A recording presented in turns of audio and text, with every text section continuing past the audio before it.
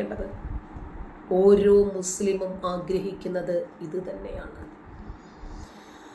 അവിലും മലരും കുന്തിരിക്കവും നിങ്ങൾ വാങ്ങി വീട്ടിൽ കാത്തുവെച്ചോളാൻ പറഞ്ഞപ്പോൾ അതേ ശങ്കരൻ നായർ എത്ര പേര് പ്രതികരിച്ചു? എത്ര മുസ്ലിം സംഘടനകൾ മുന്നോട്ട് വന്നു ഇത് ശരിയല്ല എന്ന് പറയാൻ? ഇവിടെ എല്ലാവർക്കും ജീവിക്കാൻ അവകാശമുണ്ട്. നമ്മൾ എല്ലാവരും ഇന്ത്യക്കാരാണ്, ഭൂമിയുടെ അവകാശികളാണ്. നമുക്കൊക്കെ ഇവിടെ സ്വസ്ഥമായി സ്വതന്ത്രമായി ജീവിക്കാൻ കഴിയണം എന്ന് പറയാൻ എത്ര പേര് തയ്യാറായി വന്നു? അപ്പോ പാകിസ്ഥാൻ ഇന്ത്യയെ ആക്രമിച്ചാൽ ഇന്ത്യയുടെ ക്വാളിറ്റി കാണിക്കണം. ഇന്ത്യയുടെ ക്വാളിറ്റി കാണിക്കേണ്ടത് എങ്ങനെയാണ്? തിരിച്ചടിക്കരുത്, തിരിച്ചടിക്കാതെ ക്ഷമിക്കണം. 29 പേർക്കല്ലേ ഇങ്ങനെ സംഭവിച്ചിട്ടുള്ളൂ. ആ 29 കുടുംബങ്ങൾക്കും ഇതിലും വലുതെന്തോ വരാനിരുന്നതാണ് എന്ന് കരുതി അങ്ങനെ സമാധാനിക്കുക. ഇപ്പൊ ഇങ്ങനെ ചെയ്തു പഹൽഗാമില്, തിരിച്ചിനിയും ഇതിനേക്കാൾ വലിയ ആക്രമണം ഉണ്ടായാൽ ഇല്ല പാകിസ്ഥാനികൾ താത്തായോട് ചോദിച്ചിട്ടാണ് ആക്രമിക്കുന്നത്. നമ്മളൊന്നും ചെയ്യാതിരുന്നു കഴിഞ്ഞാൽ അവർ ഇതിനേക്കാളും വലിയൊരു അറ്റാക്ക് നടത്തിയാലോ? ഇല്ല, എനിക്ക് തോന്നുന്നില്ല. അങ്ങനെയാണത് സംഭവിക്കാൻ തോന്നുന്നില്ല. നമ്മൾ ഇന്ത്യ കൊടുക്കേണ്ട മെസ്സേജ് നമ്മൾ ഒറ്റക്കെട്ടായിട്ട് തന്നെ അതിനെതിരെ നിൽക്കും എന്നുള്ളതാണ്. ലൈക്ക് ഹിന്ദു ആയാലും മുസൽമാൻ ആയാലും ക്രിസ്ത്യൻ ആയാലും, അതായത് ഇനിയും ഹിന്ദു ആയാലും മുസ്ലിം ആയാലും ക്രിസ്ത്യാനികളായാലും ഇവരെല്ലാവരും ഒറ്റക്കെട്ടായി നിന്ന് പരസ്പരം അങ്ങേയറ്റം സ്നേഹത്തോടെ സന്തോഷത്തോടെ സ്നേഹം ഇങ്ങനെ വാരി ഒഴുക്കി ഇങ്ങനെ അങ്ങോട്ട് ജീവിച്ചാൽ പാകിസ്ഥാനിന് ഒരിക്കലും ഇന്ത്യയെ ആക്രമിക്കില്ല. അതിന് താത്താടെ വാപ്പ അല്ലല്ലോ ഇന്ത്യ ഭരിക്കുന്നത്. ഇന്ത്യ ഭരിക്കുന്നത് ശ്രീ നരേന്ദ്രമോദി അല്ലേ. ഇവർക്ക് പാകിസ്ഥാന് വെള്ളം നിഷേധിച്ചതിൽ ഇവർക്ക് വിഷമം ഉണ്ടാവില്ലേ? ഇല്ലേ? വിദേശ നാണ്യ പദ്ധതിയിൽ നിന്ന് പാകിസ്ഥാന് ബ്രേക്ക് ഇട്ടത് ഇവർക്ക് വിഷമം ഉണ്ടാകില്ലേ? വിദേശ സഹായം ഇല്ലാതാക്കിയതിൽ ഇവർക്ക് വിഷമം ഉണ്ടാകില്ലേ? ട്രംപ് ഇവരെ സഹായിക്കുന്ന രൂപത്തിലുള്ള ഫോറിൻ ഫണ്ട് നിർത്തലാക്കിയത് ഇവർക്ക് വിഷമം ഉണ്ടാക്കില്ലേ? ശരിക്കു പറഞ്ഞാൽ ഈ കുട്ടിയുടെ വാപ്പയുണ്ടെങ്കിൽ വാപ്പയെ, ഭർത്താവുണ്ടെങ്കിൽ ഭർത്താവിനെ, സഹോദരനുണ്ടെങ്കിൽ സഹോദരനെ, മകനുണ്ടെങ്കിൽ പ്രായപൂർത്തിയായ മകനെ അതിർത്തിയിൽ കൊണ്ടുപോയി നിർത്തി കൊടുക്കണം. എന്നിട്ട് പാകിസ്ഥാൻ വരുമ്പോൾ നമസ്കാരം, അല്ല ഞങ്ങൾ അവരെ കൊല്ലാൻ വന്നതാണ്, നീ മുറിയനാണോ? മുറിയനാണ്, എന്നാ നീ ഇങ്ങോട്ട് നീങ്ങി നിൽക്ക്. അതാ അവൻ മുറിയനല്ലടാ, അവൻ സുധാകരനാ, അവൻ സുരേഷ് കുമാറാ, മറ്റവൻ ജോസഫാ, ഇവൻ ജനാർദ്ദനനാ, കാച്ചിക്കോടാ എന്നങ്ങോട്ട് പറഞ്ഞു കൊടുത്ത് തീർക്കണം. പാകിസ്ഥാനികളോട് എത്രമാത്രം സ്നേഹമാണ് ഇവർക്ക് എന്ന് കണ്ടോ? ഇതൊരാളുടെ മാത്രം കാര്യമല്ല. ഇവരെ അങ്ങേയറ്റം പാകിസ്ഥാനെ സ്നേഹിക്കുന്നു. പാകിസ്ഥാനോട് ഇവർക്ക് തീർത്താൽ തീരാത്ത മത വർഗ സ്നേഹമാണ്. എന്തായിരുന്നാലും നരേന്ദ്രമോദി പറഞ്ഞിരിക്കുന്നത് തിരിച്ചടിക്കുമെന്ന് തന്നെയാ. താത്താക്കൊന്നും ഇഷ്ടപ്പെടത്തില്ല, അതല്ലെങ്കിൽ കേരളത്തിലെ മലയാളികളായിട്ടുള്ള മുസ്ലിങ്ങൾക്ക് വിഷമമുണ്ടാകും, അതുകൊണ്ട് ഇനിയിപ്പോൾ തിരിച്ചടിയൊന്നും വേണ്ട എന്ന് നരേന്ദ്രമോദിയോട് ഇവർക്ക് പറയാൻ പറ്റുമോ? ഇല്ല.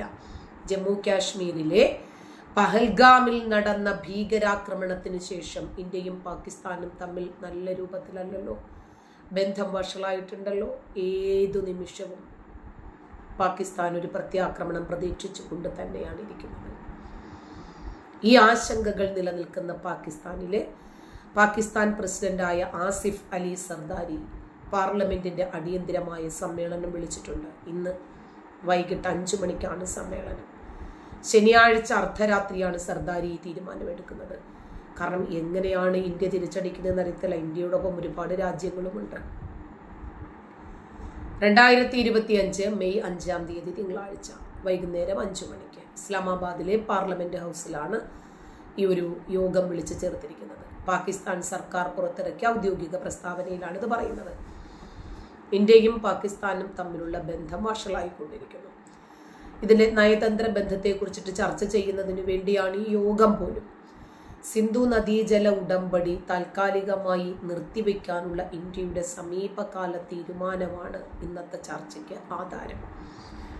ഇതിനെ ആധാരപ്പെടുത്തിയാണ് ഇന്നത്തെ ചർച്ച മുന്നോട്ട് പോകുന്നത്. ഇന്ത്യയുടെ നടപടിക്ക് മറുപടിയായി ദേശീയ അസംബ്ലിയുടെ നടപടിക്രമങ്ങളിൽ പാകിസ്ഥാൻ സർക്കാർ ശക്തമായ രൂപത്തിൽ അവർ ഖേദം പ്രകടിപ്പിക്കുമെന്നാണ് കേൾക്കുന്നത്. എന്തായിരുന്നാലും ശരി, ഇന്ത്യ കേരളത്തിലെ മുസ്ലിങ്ങൾ പാകിസ്ഥാനെ തിരിച്ചടിക്കരുത് എന്ന് പറഞ്ഞാൽ, ക്ഷമിക്കണം എന്നിട്ട് മിണ്ടാതിരിക്കണം എന്ന് പറഞ്ഞാൽ മിണ്ടാതിരിക്കത്തക്ക രൂപത്തിൽ വിഡ്ഢികളല്ല.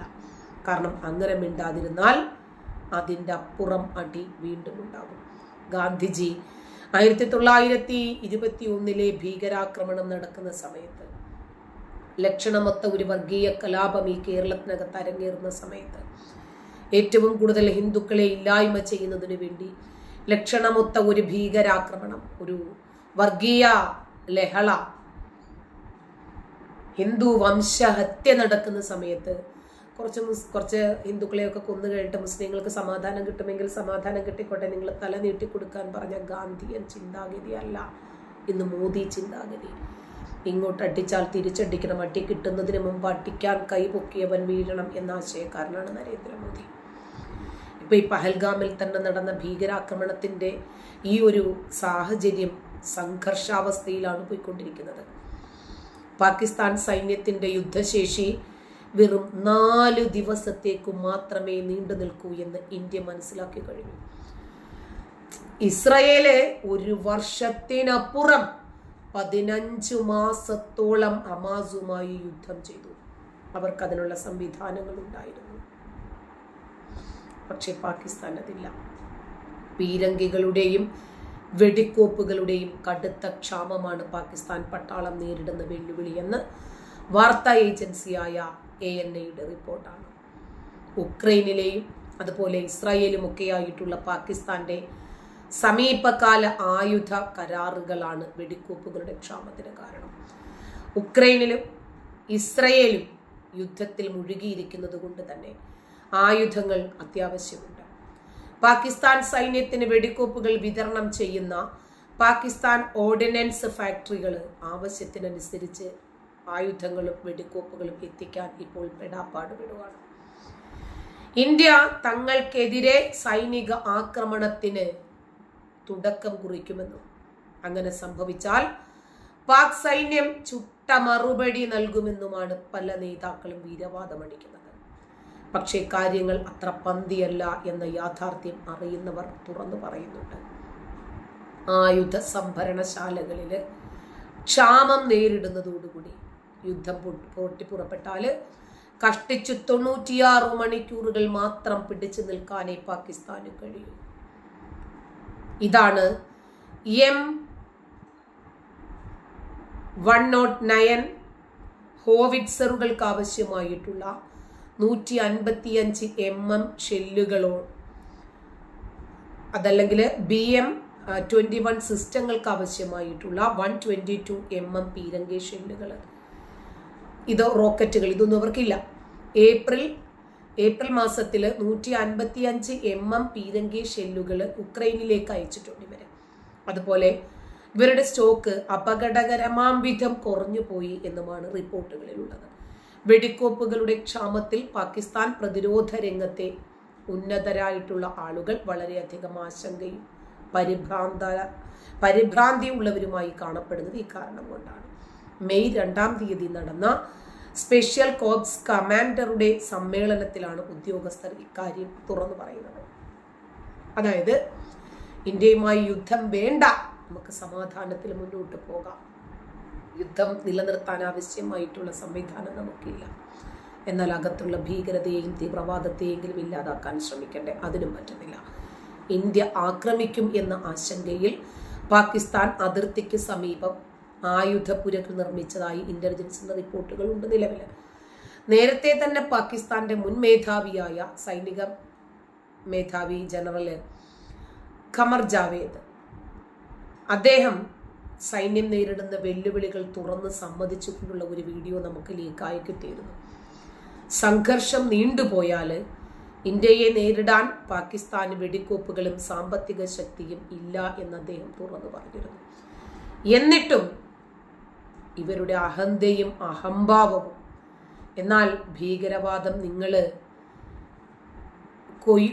വിതയ്ക്കുന്നത് കൊണ്ടാണല്ലോ നിങ്ങൾ കൊയ്യുന്നത്. ശരി, സമാധാനത്തോടു കൂടിയുള്ള ഒരു ജീവിതം സ്വന്തം ജനതയ്ക്കൊന്ന് സമ്മാനിക്കാൻ നോക്കിക്കേ, അതും പറ്റില്ല.